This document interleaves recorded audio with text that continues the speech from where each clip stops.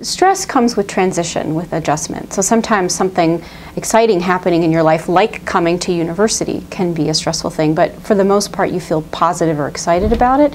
So I think if the stress helps you to kind of keep moving in the direction you want to be going, or motivates you to get things done, to act, that's probably good stress. Usually if it kind of tips into preventing you from starting to do what you want to do, then maybe now you're looking at bad stress.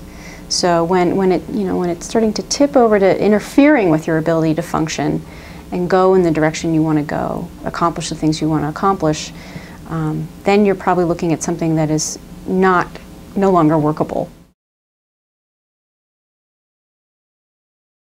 A lot of incoming students, particularly students who are new to CU, maybe freshmen, you've probably come from an environment that's a lot more structured. High school, your class day is very structured, living at home might be a lot more structured, and so coming here, suddenly all of these structures that were in place are gone. Nobody's waking you up to tell you to go to class, or telling you that you need to be home at a certain time, and so there's a lot of self-structuring that needs to start to happen in the absence of that outside structure, and that can be overwhelming.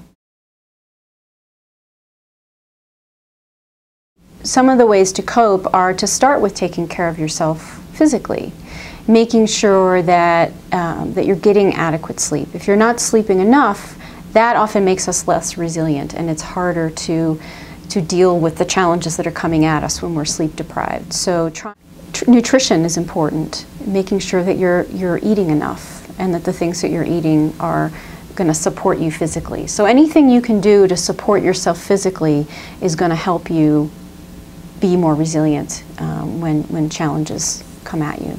Stress is also a psychological experience. So getting emotional support, like we talked about earlier, talking to friends, reaching out to the supports in your life, letting them know that what's happening for you and that you've got a lot on your plate, and being listened to and heard.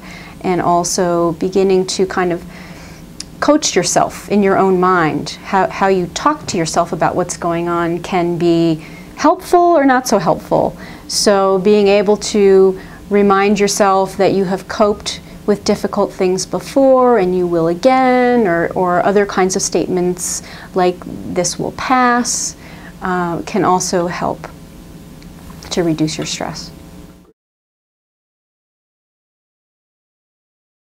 Campus, there are several resources.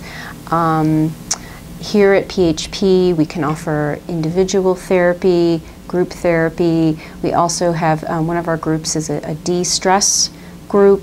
We have another 4-session anxiety group that can teach people skills to work more effectively, relaxation skills and skills to work with the kinds of thoughts that are running through their mind that might exacerbate their stress.